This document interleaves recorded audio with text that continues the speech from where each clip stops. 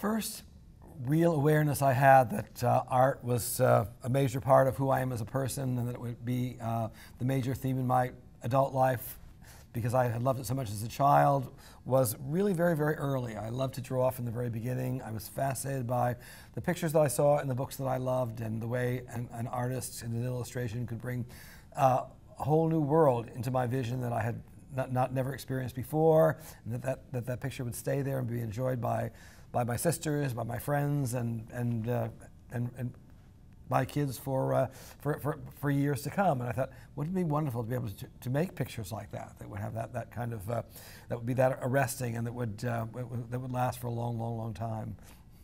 When I was a kid, I was very aware of the fact that a lot of the adults in my neighborhood hated their jobs. I lived in a densely populated but really fun suburban neighborhood where each house on the street had its own mini drama, and all these family sagas were a great way to learn about how life really operates, and how relationships fail or prosper. And I noticed a lot of the adults going off to work in the morning very downcast and angry and depressed about going to work.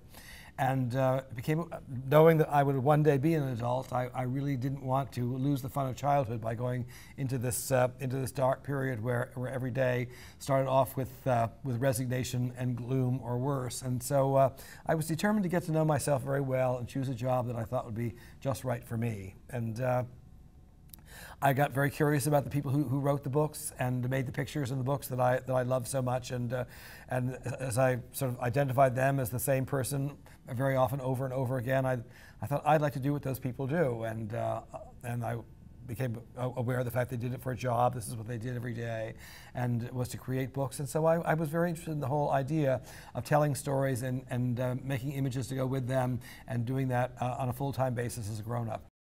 When I was growing up in the 50s, it wasn't a time when the arts were particularly celebrated. It was a pretty conservative time in a great many ways, and the fine arts themselves were somewhat frowned upon. And certainly my parents were worried because I was so obsessed with being an artist, and they would say, well, we hope you're going to be a commercial artist, because there's this stereotype of the starving, neurotic, antisocial artist foaming at the mouth in an attic somewhere in the slums, and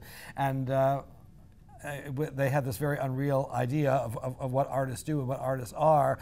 But I was so motivated. I enjoyed creating pictures so much, and combining pictures with stories, that their caveats were not that daunting. I just persevered, and fortunately was very, very, very blessed to find just the right road for myself.